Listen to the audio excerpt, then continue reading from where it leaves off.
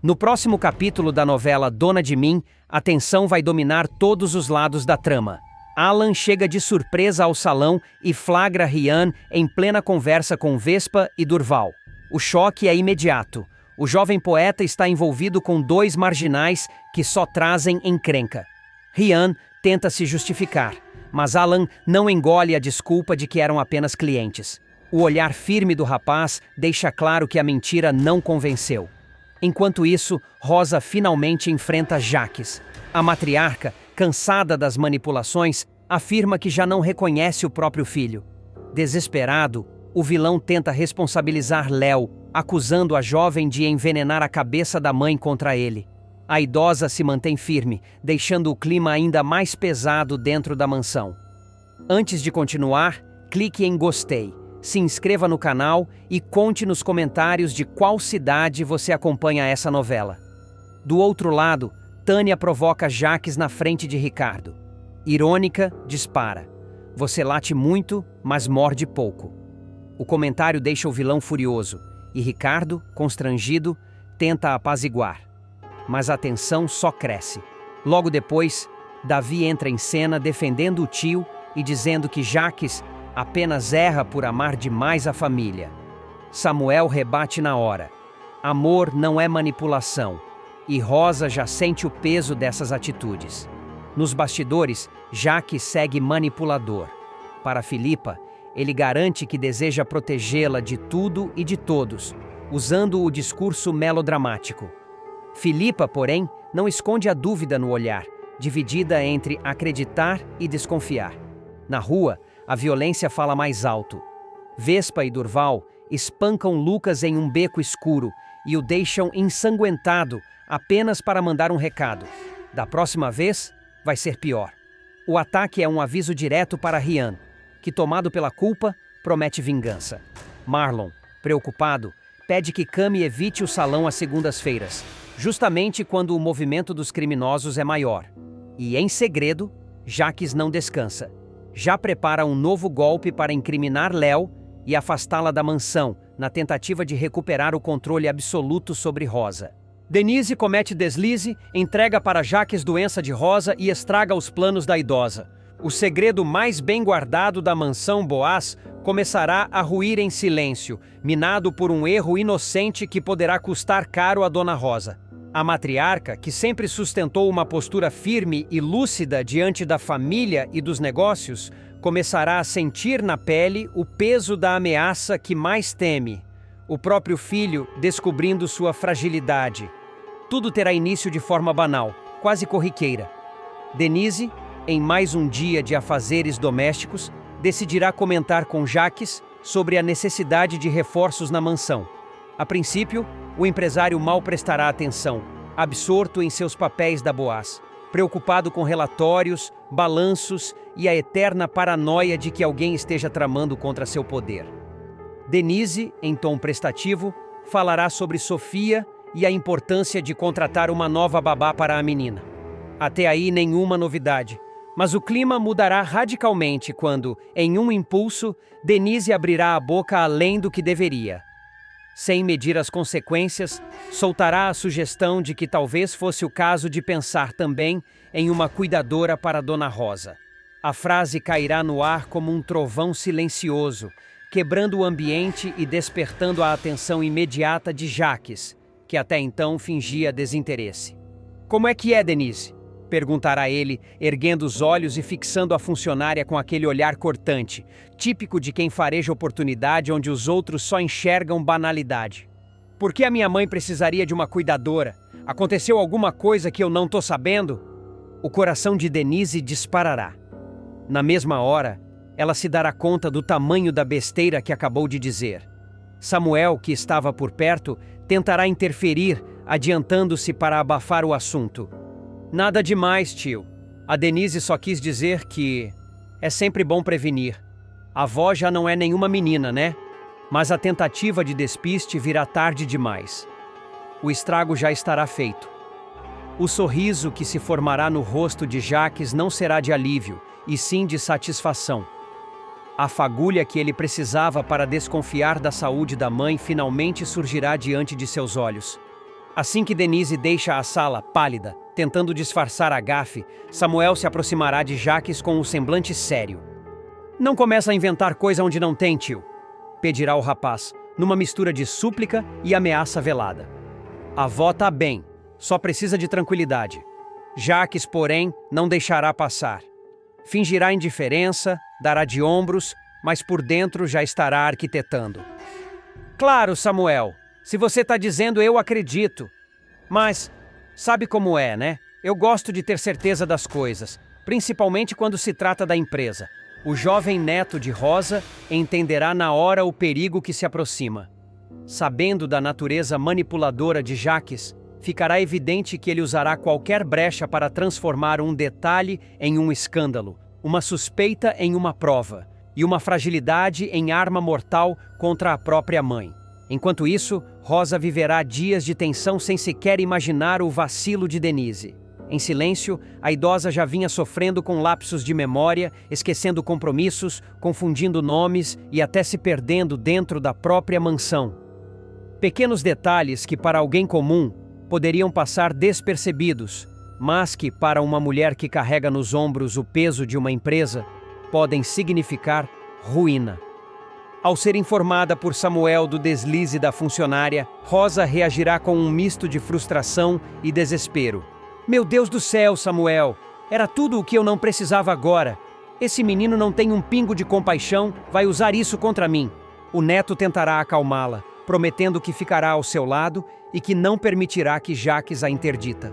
Mas no íntimo, Samuel saberá que será uma guerra difícil de vencer.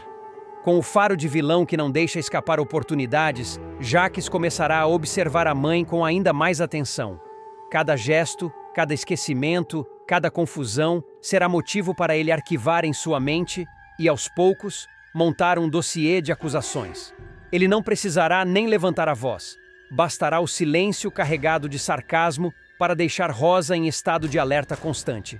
Nas reuniões da Boaz, passará a interromper a mãe com ironias. Tá tudo bem, mamãe?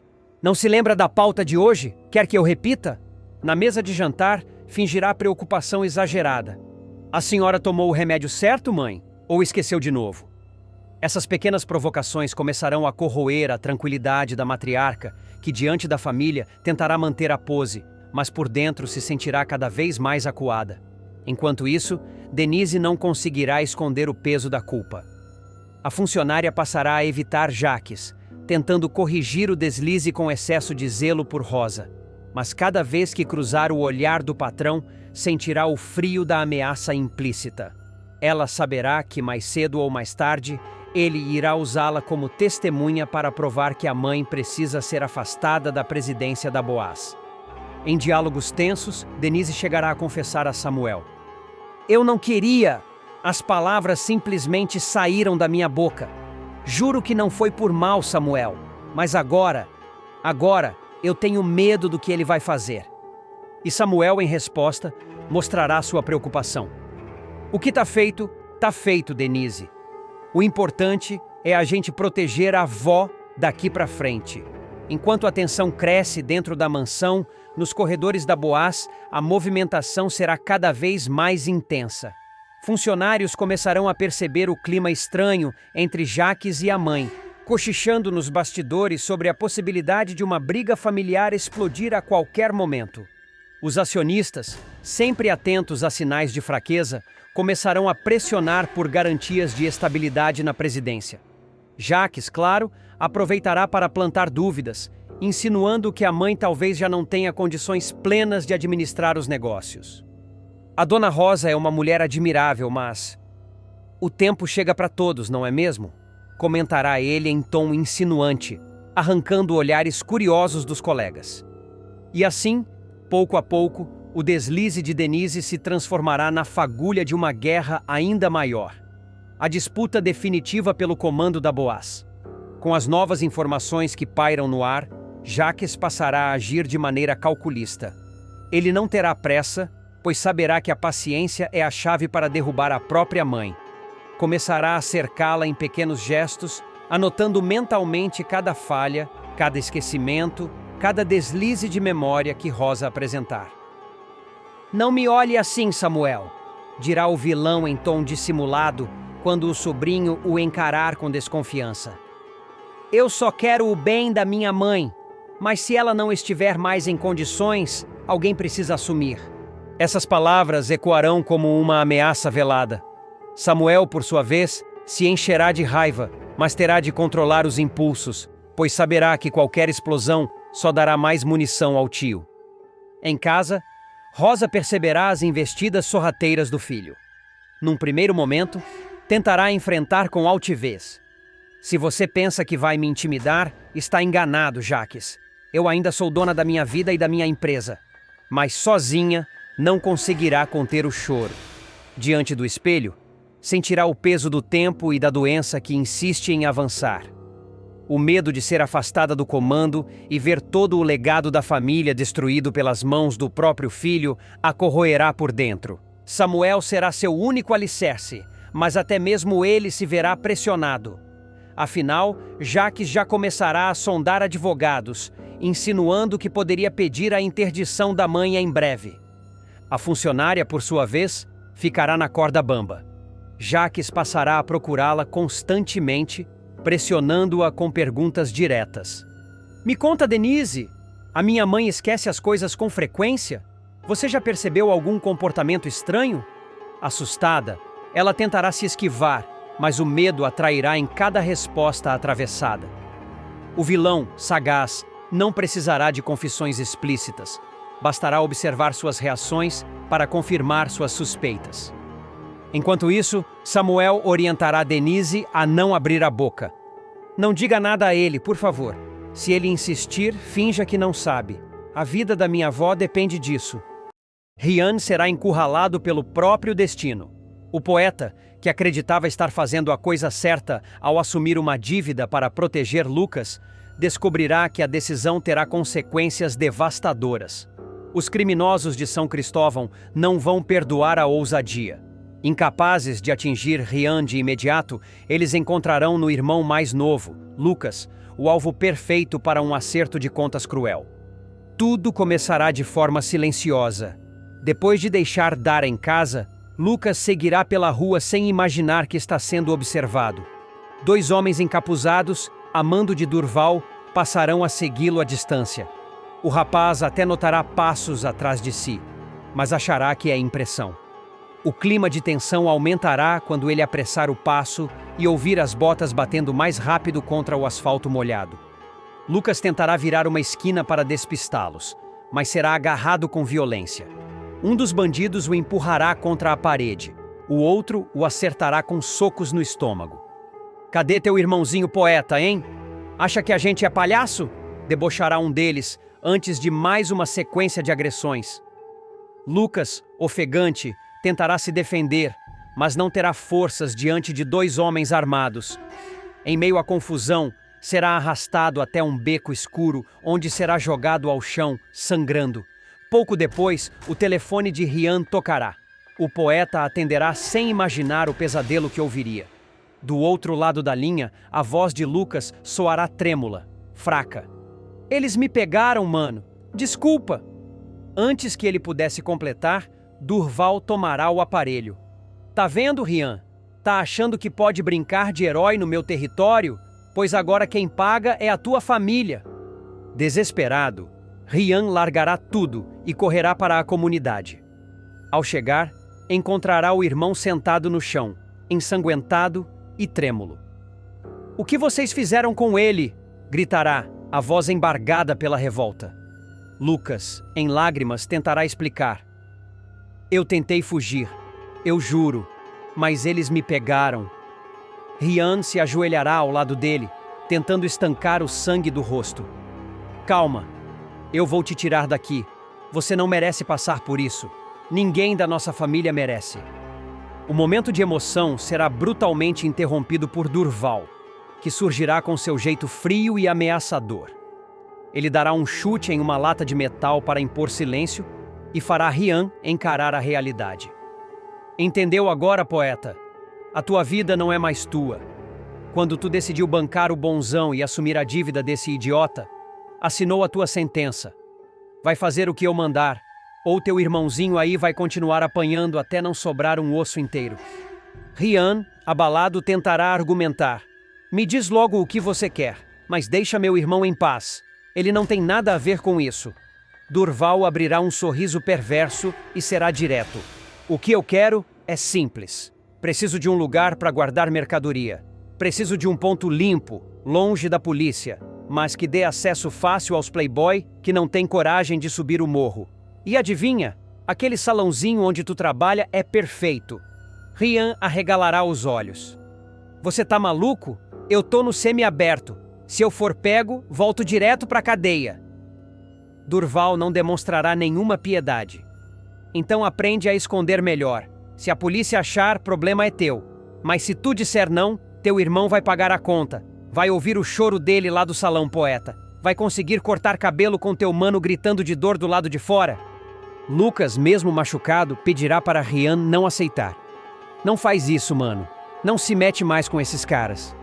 Mas o poeta, sem saída, ficará de mãos atadas. Durval colocará a faca no pescoço de Lucas para reforçar a chantagem. Ou é sim, ou é agora que eu deixo o moleque aleijado. A cena será marcada por tensão absoluta. Rian sentirá o peso de todas as escolhas erradas recaindo sobre si. Seus olhos marejados encontrarão os do irmão, que implorará silenciosamente por ajuda. Entre lágrimas, o poeta cederá. Tá bom, eu aceito. Mas vocês não encostam mais nele, ouviram? Não encostam mais no meu irmão. Durval, satisfeito, largará Lucas no chão e dará 2 tapinhas no ombro de Rian, como se estivesse firmando um contrato macabro. Boa escolha, poeta. Agora tu é meu funcionário. E lembra, eu sempre cobro, sempre. Enquanto isso, Lucas será levado às pressas para casa por Rian, ainda ferido, mas aliviado por estar vivo. O jovem chorará no caminho, dizendo que a culpa era dele. Rian tentará consolá-lo, mesmo sabendo que sua vida acabava de se tornar um inferno ainda maior. Não fala isso, Lucão. Eu juro que vou te proteger, custe o que custar. Só não me deixa sozinho nessa... Rian levará Lucas até em casa, com o rapaz cambaleando, apoiado em seu ombro. Dara abrirá a porta assustada ao ver o namorado com o rosto inchado e marcas de sangue. Meu Deus, o que aconteceu? Gritará em prantos. Rian tentará minimizar. Ele tropeçou, caiu, não foi nada. Mas Dara não acreditará. Lucas, com a voz fraca, deixará escapar. Foi por causa da dívida. Eles me pegaram. A revelação deixará Dara desesperada. Enquanto o clima em casa ficará cada vez mais pesado, Rian tentará acalmar todos, mas por dentro será consumido pela culpa. Sabia que havia colocado o irmão em risco e agora estava preso na teia de Durval. Para piorar, o salão de beleza, onde Rian vinha tentando recomeçar a vida após o regime semiaberto, passará a ser monitorado pelos comparsas do traficante. Uma caixa misteriosa será deixada no depósito, com ordens de não ser aberta. No dia seguinte, Rian estará atendendo um cliente quando um dos bandidos entrará de repente. Sem se importar com os olhares curiosos, entregará um pacote pequeno.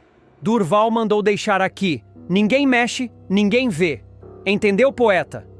Rian, nervoso, assentirá, enquanto os clientes trocam olhares desconfiados. O clima de tensão se instalará de vez no ambiente que antes representava a esperança. Lucas, por sua vez, não conseguirá lidar com a culpa. O jovem terá pesadelos à noite, lembrando das agressões e das ameaças. Dara ficará ao seu lado, mas sentirá medo crescente de que a família inteira esteja marcada. Em conversa com ele, ela dirá: se vocês não se afastarem desses caras, não vai sobrar ninguém inteiro nessa casa. Lucas chorará. Mas como? Eles não vão largar a gente nunca. Rian, cada vez mais pressionado, ainda tentará buscar ajuda. Procurará Manuel, amigo antigo, para desabafar. Eles estão me obrigando a usar o salão como depósito. Se eu disser não, eles acabam com meu irmão. Manuel ficará impactado, mas recomendará cautela. Se tu for na polícia, tu cai de volta no sistema. Eles vão te usar de bode expiatório. Mas se tu ficar calado, esses caras nunca vão parar. Enquanto isso, Durval reforçará o cerco. Passará a aparecer no salão com frequência, intimidando clientes e funcionários. Bonito teu negócio, Rian. Agora é meu também. Aqui ninguém corta cabelo sem eu saber. As ameaças se tornarão rotina. A tensão aumentará quando Lucas voltar a ser seguido, dessa vez ao sair da escola noturna. Com medo, ele ligará para Rian em desespero. Mano, eles estão atrás de mim de novo, eu não aguento mais. Rian correrá até ele, mas encontrará apenas a mochila caída no chão. O garoto terá desaparecido. Durval, em seguida, fará nova ligação. Acha que eu estava brincando, poeta? Agora tu vai provar tua lealdade de verdade. Ou teu irmão não volta nunca mais. Rian se verá diante do pior dilema da sua vida: trair seus princípios e se afundar ainda mais no crime ou arriscar a vida de Lucas. Jacques é intimado pela polícia para depor sobre a morte de Abel e o cerco se fecha. O caso não foi fechado. Jacques será surpreendido de forma brutal com a chegada de uma intimação policial. O empresário, que se julgava blindado por suas manipulações e acreditava que o caso envolvendo a morte de Abel tinha sido enterrado para sempre, verá o cerco se fechar de um jeito que nunca esperava.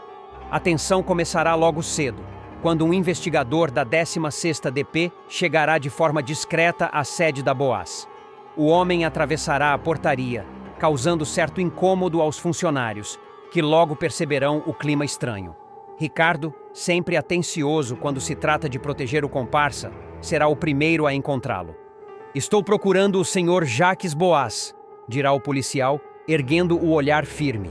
Ricardo, tentando manter a naturalidade, responderá com um meio sorriso. Ele está em reunião, mas posso conduzir o senhor até lá. O investigador não hesitará.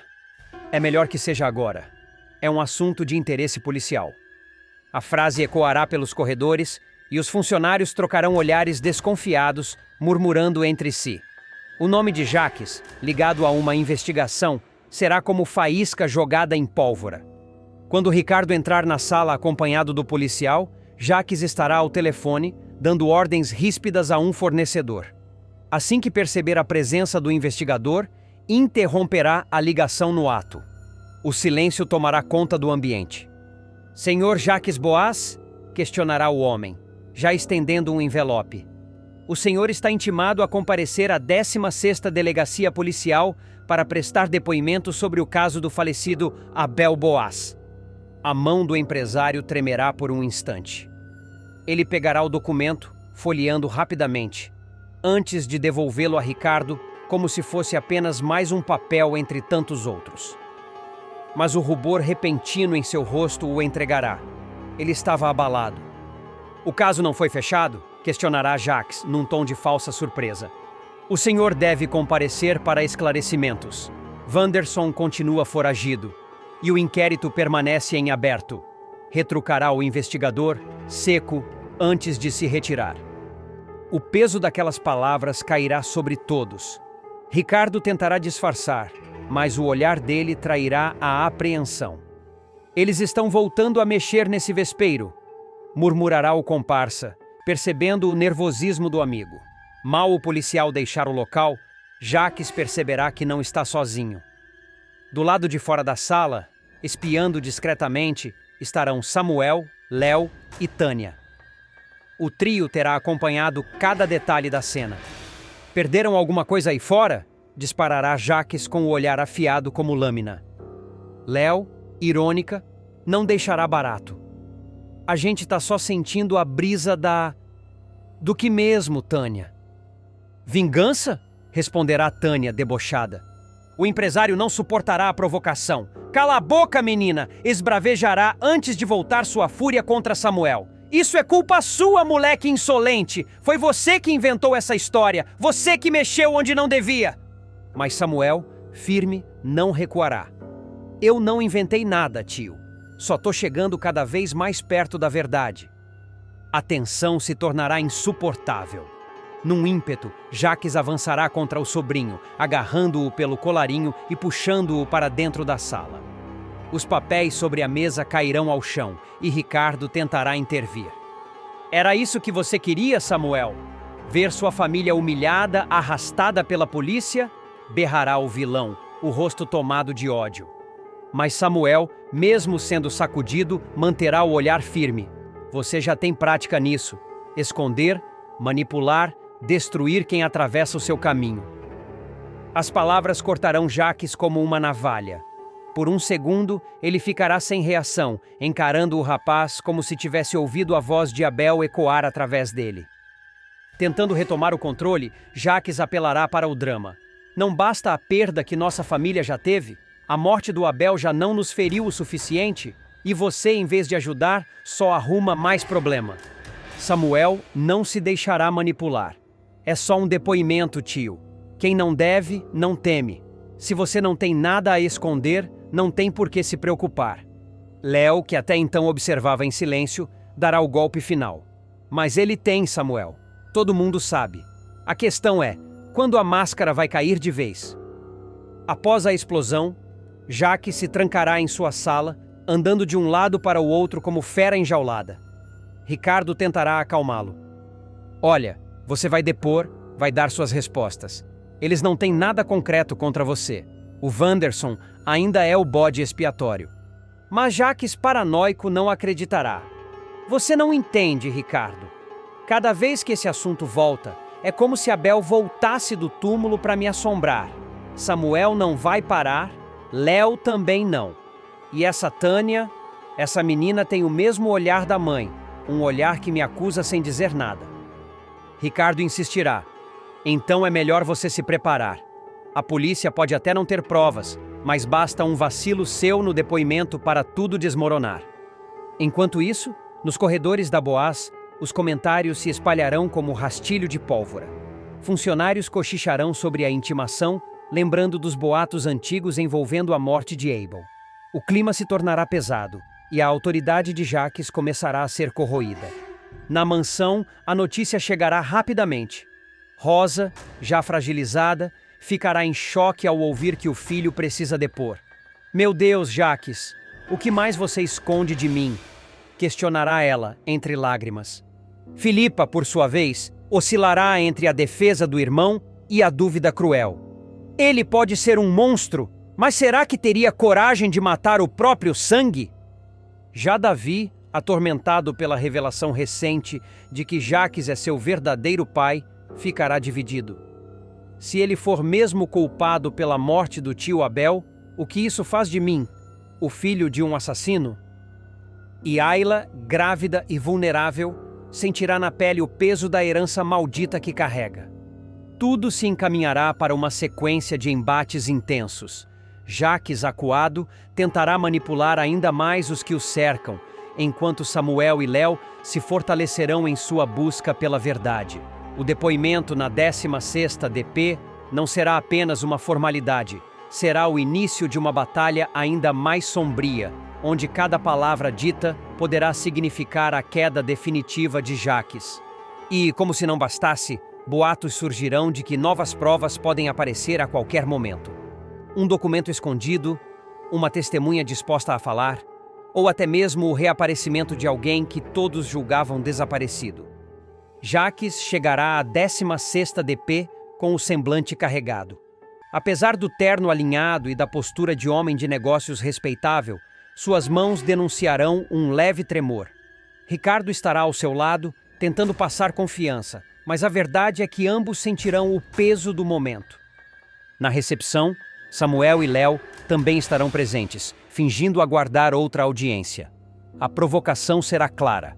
Ao notar a presença dos dois, Jaques disparará um olhar mortal. Vieram assistir meu depoimento, é isso? Rosnará. Não!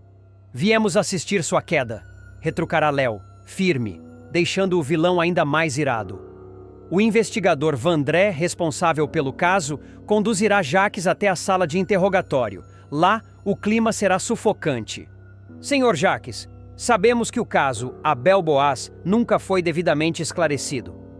Wanderson continua foragido, mas alguns pontos da investigação levantam dúvidas. O senhor tinha divergências com seu irmão?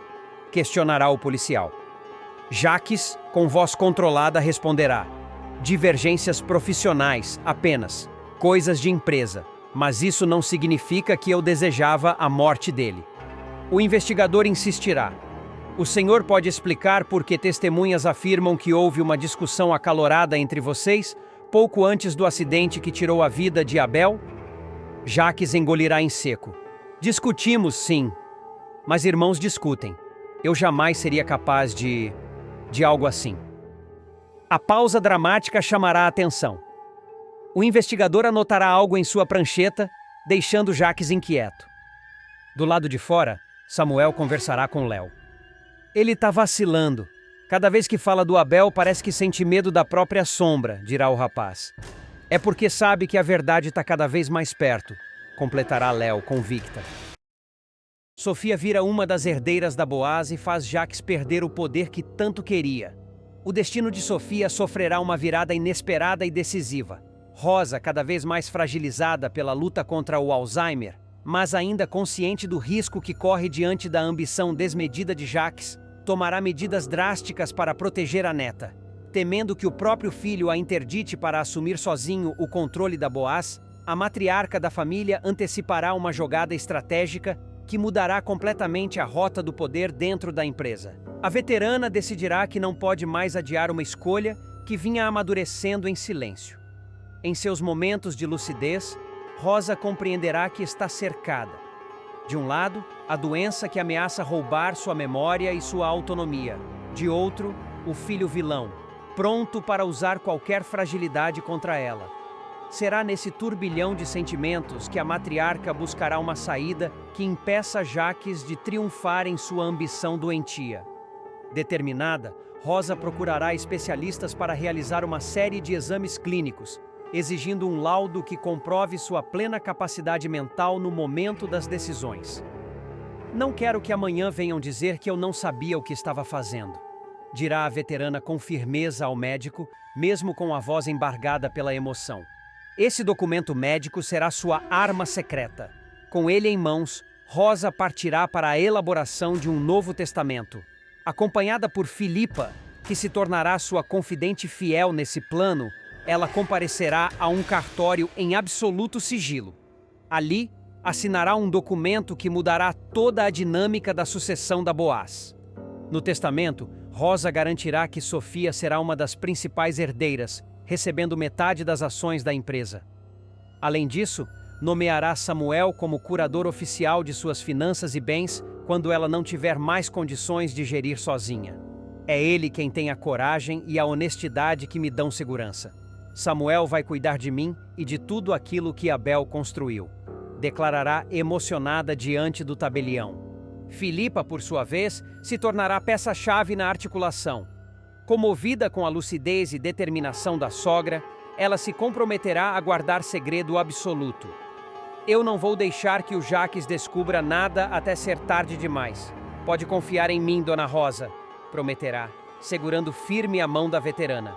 A jovem acompanhará todos os trâmites, desde a preparação dos documentos até a assinatura final, ajudando a manter a discrição necessária.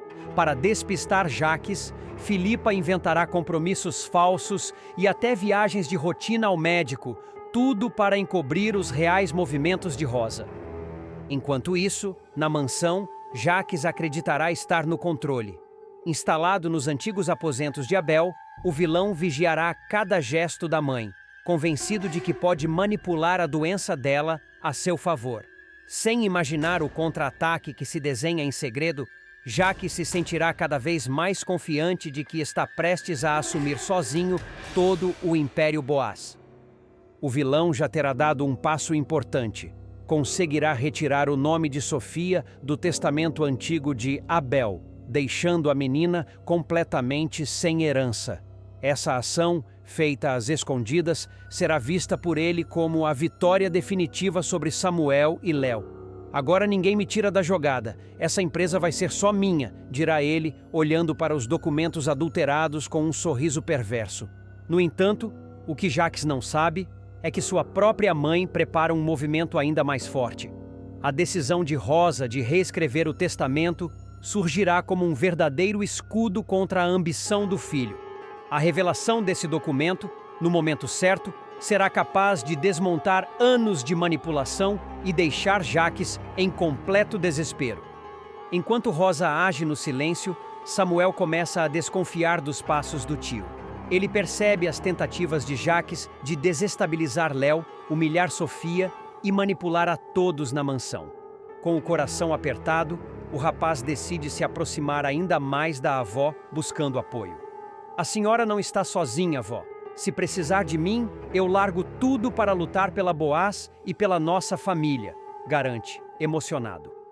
Essas palavras darão a Rosa ainda mais coragem para seguir em frente. Em seus instantes de clareza, ela escreverá cartas, fará anotações e organizará pastas com provas de sua decisão, temendo que no futuro não consiga mais se explicar. A cada folha assinada, a veterana sentirá que está construindo uma muralha contra a tirania do próprio filho. Enquanto isso, Jaques continuará cego pela vaidade.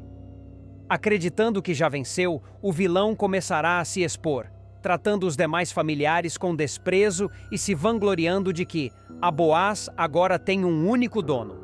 Suas atitudes arrogantes, no entanto, serão o prenúncio do grande baque que está por vir. O Novo Testamento será guardado em um cofre de confiança, fora da mansão, para impedir que Jaques tenha qualquer acesso. Rosa, mesmo com lapsos de memória, terá o cuidado de confiar uma cópia lacrada a Filipa, pedindo que a jovem só a revele quando sentir que não há mais volta. Se eu me perder de mim mesma, se um dia não lembrar nem do nome da minha neta, você vai se lembrar por mim. Vai lembrar que essa menina merece ser feliz, que ela tem direito a viver dignamente, sem que o Jaques coloque as garras nela, dirá Rosa, com lágrimas escorrendo em sua face marcada pelo tempo. Filipa, emocionada, prometerá cumprir o pedido até o fim. A senhora pode confiar em mim. Se ele descobrir, vai ser tarde demais. Eu mesma faço questão de ser o estopim da queda dele. Na mansão, o vilão seguirá em sua escalada de poder. Ele controlará reuniões da Boaz, mandará e desmandará nos empregados e começará a agir como se fosse, de fato, o único dono do império. Para intimidar, passará a trancar gavetas e cofres, vigiar os passos de Sofia e até ameaçar Léo, insinuando que ela poderá perder o emprego se não ficar do seu lado. Você não é nada aqui dentro, só está nessa casa porque eu permito. A hora que eu cansar, mando você embora com uma mão na frente e outra atrás, disparará ele ao encarar a jovem. O clima de terror crescerá na mansão, mas, do lado de fora, a trama de Rosa ganhará cada vez mais força. Samuel, sem saber de todos os detalhes, começará a sentir que algo grande está sendo preparado. Ele notará que Filipa anda misteriosa, mas preferirá não pressioná-la. O momento da virada virá de forma brutal. Jaques convocará todos da família para anunciar que, a partir dali, ele será o único administrador da Boaz, alegando que conseguiu limpar os registros e eliminar o nome de Sofia como herdeira. Rosa, mesmo debilitada, exigirá estar presente. Amparada por Samuel e Filipa, ela aparecerá na sala principal da mansão, surpreendendo a todos. Você pode ter mexido nos papéis do Abel, Jaques, mas esqueceu que eu ainda estou viva, dirá ela com uma força inesperada. O vilão ficará atônito. Do que a senhora está falando, mãe? Não inventa história, tentará disfarçar. Mas a veterana ordenará que Filipa entregue o envelope lacrado. No documento, diante de testemunhas e advogados, constará a assinatura fresca de Rosa, validando o Novo Testamento. A revelação será um golpe avassalador contra Jaques. Sofia estará oficialmente entre as herdeiras da Boaz, com metade das ações sob sua posse, e Samuel será o curador oficial de todo o patrimônio. O vilão perderá completamente o chão. O rosto dele se transformará num misto de ódio e incredulidade. Isso é mentira. Vocês estão todos contra mim. Essa mulher não sabe nem o que comeu no café da manhã, como pode ter feito esse documento, gritará numa tentativa desesperada de desqualificar a mãe. Mas o laudo médico anexado ao testamento provará que no dia da assinatura, Rosa estava plenamente capaz de decidir. A presença de testemunhas e a confirmação legal deixarão Jaques encurralado.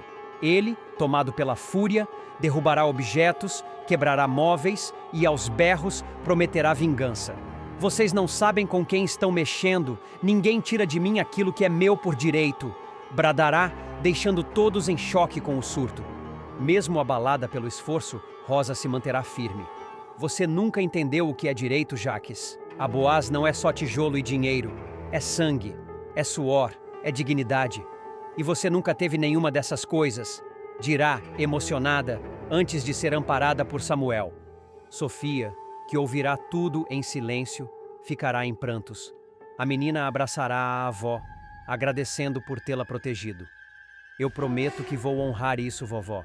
Eu nunca vou deixar ele destruir o que o pai Abel e a senhora construíram.